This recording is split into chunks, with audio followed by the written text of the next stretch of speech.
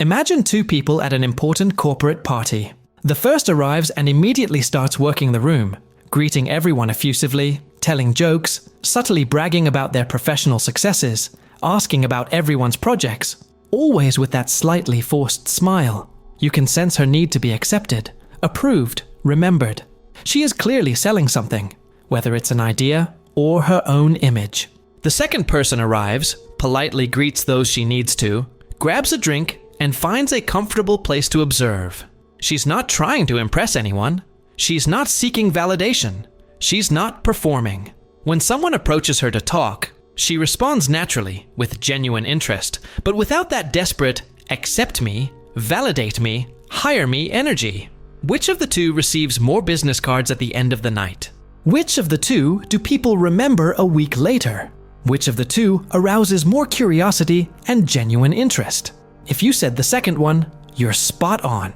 And this happens for deep psychological reasons that completely contradict everything we've been taught about networking, relationships, and social success. The first person unconsciously communicates, I need your approval to feel valuable. The second communicates, I'm interesting on my own, and if you want to get to know me better, great. If you don't, that's fine too. This subtle difference in energy is immediately picked up by our primitive brain. There is a psychological experiment from the 1970s that revealed something disturbing about our human nature. Something that powerful people intuitively master, but that modern society systematically conditions us to ignore.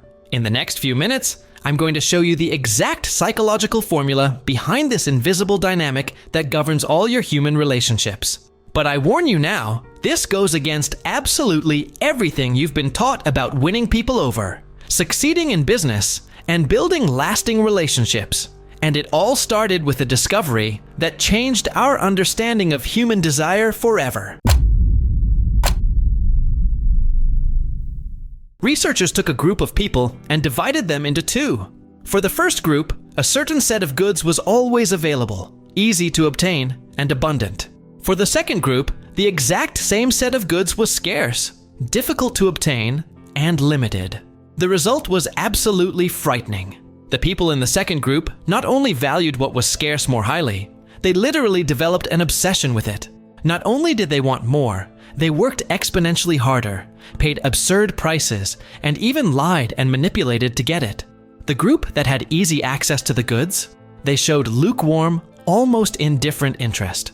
This is called the principle of scarcity, and it works not only with material objects, but mainly, and much more intensely and devastatingly, with people. Carl Jung discovered something even deeper while studying the human psyche during decades of clinical research.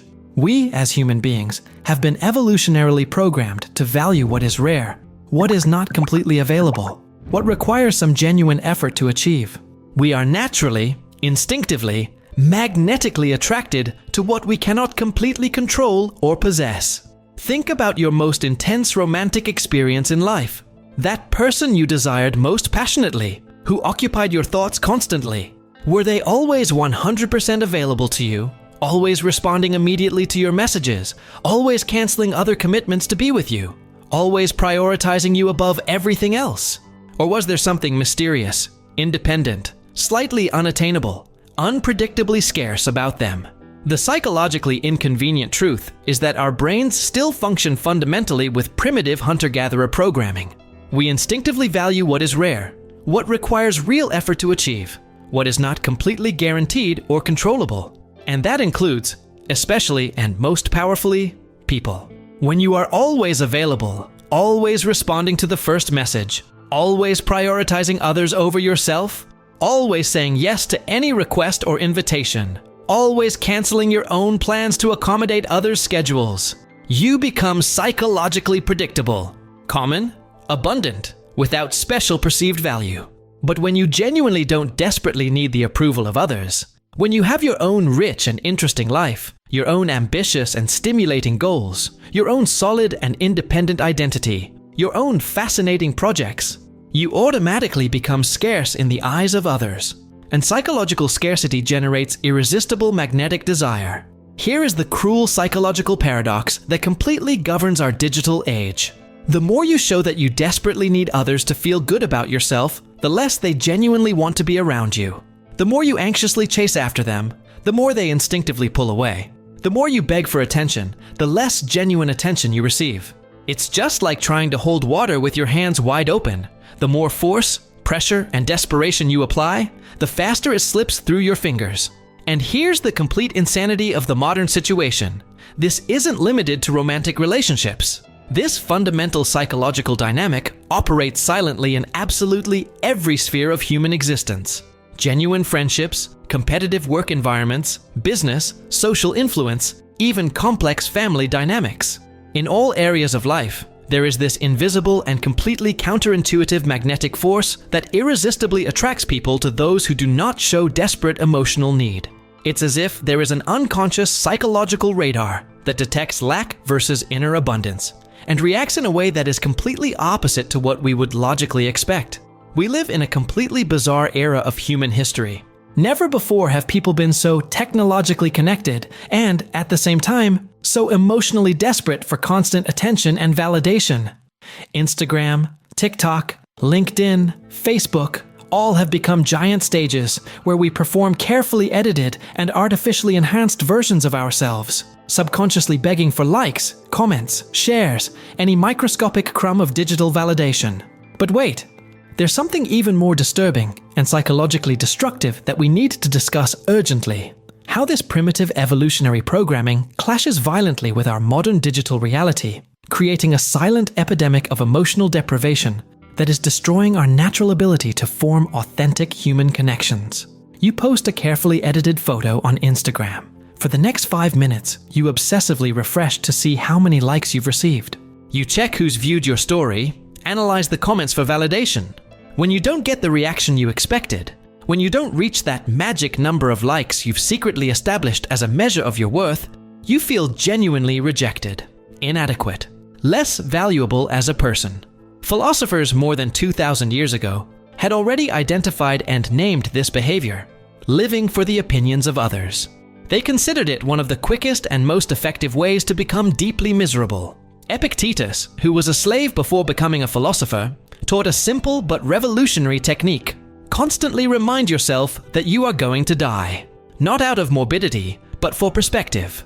When you truly internalize that your life is finite, that you have maybe 70, 80 years on this planet if you're lucky, you stop wasting your precious mental energy on the opinions of complete strangers on the internet about a photo you posted. But the problem goes much deeper than just social media. We have been systematically conditioned from early childhood to seek external approval as our primary source of self-esteem. At school, with our parents, with teachers, with peers, our sense of self-worth has been constantly dependent on recognition, praise, grades, approval from authority figures. This deep conditioning creates a toxic emotional dependency that silently follows us into adulthood. We literally don't know how to feel good about ourselves without constant validation from others. The current generation, more than any other in history, lives on an emotional roller coaster based entirely on empty digital metrics. Likes, comments, views, followers, reactions. All of this has literally become a drug that systematically destroys our natural capacity for self-validation. Every notification on our phones triggers a small dose of dopamine in the brain, the same chemical released by drugs, sex, food, and games. Every post without the expected engagement causes a mini emotional withdrawal crisis. This neurological vicious cycle has turned us, without exaggeration, into modern digital beggars. Always asking for attention. Always performing for invisible audiences of people we don't even really know. But there is something even more disturbing. The cruel irony of this whole situation is that the genuinely most interesting, attractive, and influential people you know are not constantly documenting every trivial moment of their lives. They are too busy living real experiences, creating genuine value, and building authentic relationships. Truly confident people don't feel a compulsive need to prove their confidence to strangers on the internet through empty motivational posts. People who are truly happy and fulfilled aren't constantly selling their happiness online as a personal marketing product. When you finally stop feeding this destructive addiction to digital validation, something extraordinary and almost magical begins to happen. You rediscover what it's like to live your real life again, instead of living the carefully constructed digital performance of your life. You stop measuring your day by the number of likes you received. You stop feeling anxious when someone takes a while to respond to your messages. You stop interpreting every variation in others' online behavior as a direct reflection of your personal worth. But the trap goes even deeper, because this desperate need for validation manifests itself in ways that are much more subtle and destructive than just social media. It silently contaminates all your human relationships, creating toxic dynamics that you don't even realize are happening. And that's exactly what destroys your chances of forming genuine, lasting connections with the people who really matter in your life. You meet someone who piques your interest, whether romantically, professionally, or as a friendship you'd like to develop. Immediately, your brain goes into conquest mode.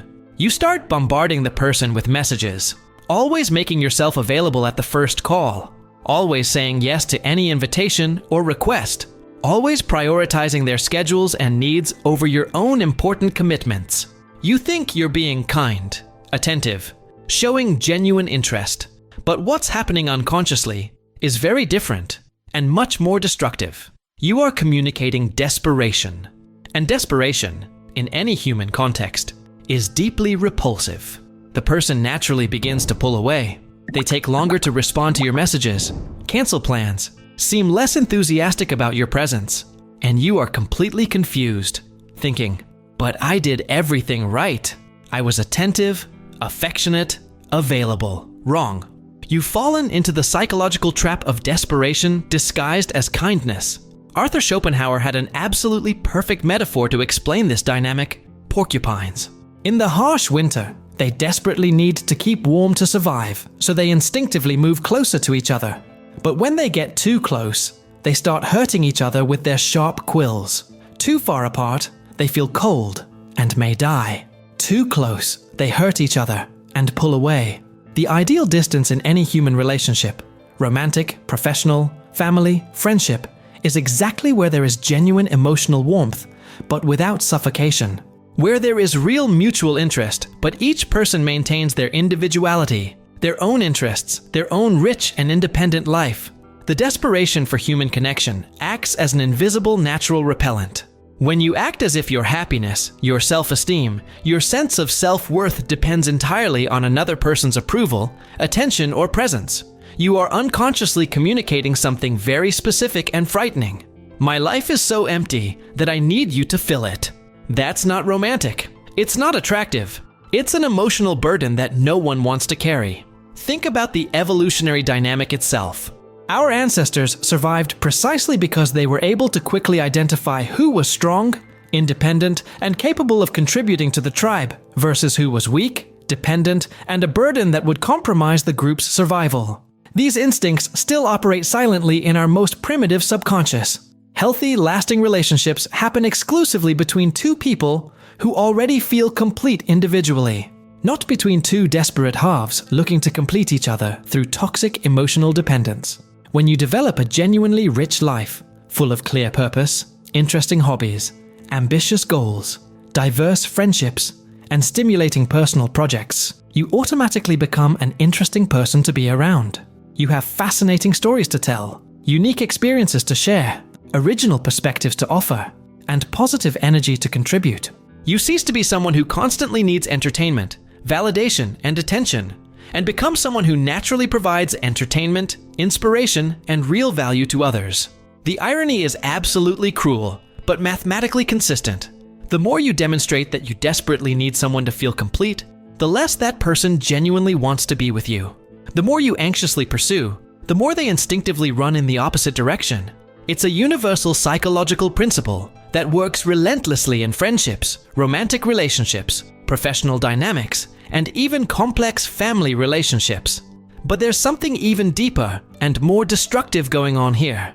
Because this compulsive need for external approval is directly connected to a modern psychological epidemic that is silently sabotaging your potential in every area of your life. Carl Jung called this process individuation, literally becoming a unique and complete individual by discovering and developing who you really are, behind all the social expectations, family pressures, and deep cultural conditioning. It's the process of stopping living the life others expect of you and starting to live your own authentic life.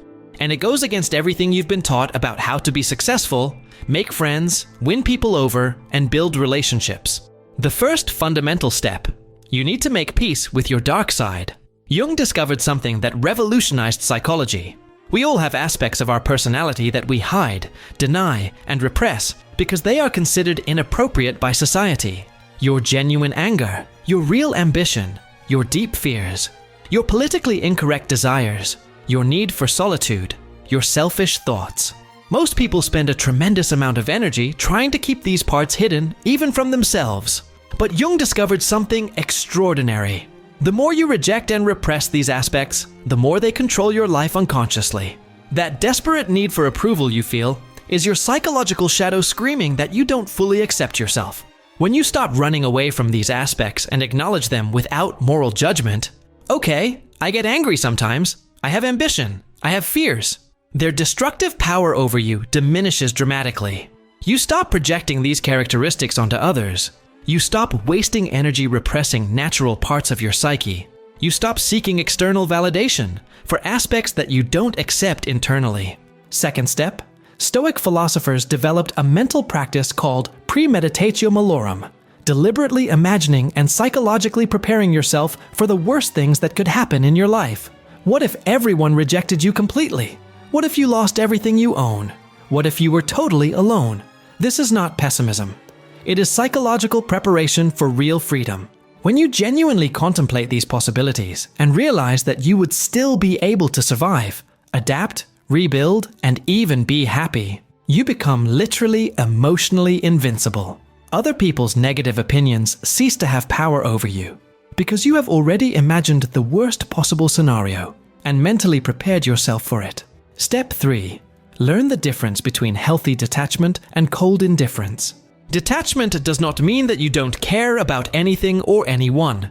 It means that you care intensely, but without desperate possessiveness. It's the difference between love and emotional addiction. When you love someone, a romantic partner, a close friend, a child, but you don't need that person to feel complete as an individual, you offer the best of yourself. Your love becomes a genuine gift that you choose to give, not an emotional demand based on neediness. Step 4. Develop what Nietzsche called amor fati, love for your fate, complete acceptance of your unique journey, including the difficult, painful, and imperfect aspects. When you stop fighting your own history and start extracting wisdom, strength, and even gratitude from your most difficult experiences, you develop an inner solidity that is immediately noticeable to others. And here's the final secret. When you finally no longer need anyone else's validation, approval, attention, or presence to feel good about yourself, you develop something that the ancient philosophers called presence. It's an intangible energetic quality, but one that absolutely everyone feels when they're around you. It's not artificially developed charisma. It's not a seduction technique or psychological manipulation. It's not performance or a social mask. It's something much rarer and more powerful. Genuine authenticity combined with inner emotional strength. People like this naturally attract professional opportunities because executives, investors, and business leaders look for employees who won't beg for approval, who won't despair under pressure, who have real inner confidence to make difficult decisions and take responsibility. They attract quality relationships because they don't desperately need someone to fill internal emotional voids. They can choose partners based on genuine compatibility, not on a need for love disguised as affection. How do you know for sure that you've achieved this transformation? It's simple and profound at the same time. When someone rejects you romantically, you feel calm acceptance instead of emotional devastation. When a professional opportunity doesn't work out, you don't beg, you don't despair. You don't compromise your values trying to change the outcome. When someone tries to manipulate you using guilt, fear, or emotional blackmail, these strategies simply don't work anymore. And here's the final paradox that is both ironic and poetic. When you achieve this genuine emotional freedom, when you truly no longer need anyone else to feel complete and valuable, literally everyone wants to be around you. Not because you become perfect, but because you become real. Not because you no longer have problems, but because you don't turn your problems into emotional burdens for others to carry. Jung said that the privilege of a lifetime is to have the courage to be authentically who you are, rather than living trying to meet other people's expectations. The tragedy is that most people die without ever really knowing themselves. Your life is finite. You have a limited time on this planet. Every day you waste seeking approval from people who don't even know who you really are is a day you are not living your authentic existence. Transformation begins the moment you decide that your opinion of yourself matters more than anyone else's opinion of you. When you stop needing everyone else, you don't become cold or indifferent. You become magnetically authentic. And genuine authenticity is the most powerful force there is. If you've made it this far, you've already taken a step beyond most people. You're subscribed to the channel, you watch the videos, you reflect on every idea. Now the question is, how far do you want to take this? If you want to take the next step and truly apply this knowledge to your life, the White Rabbit Codes is ready for you. The link is in the pinned comment. Remember, success is a decision. The choice is yours. Count on me and follow the White Rabbit.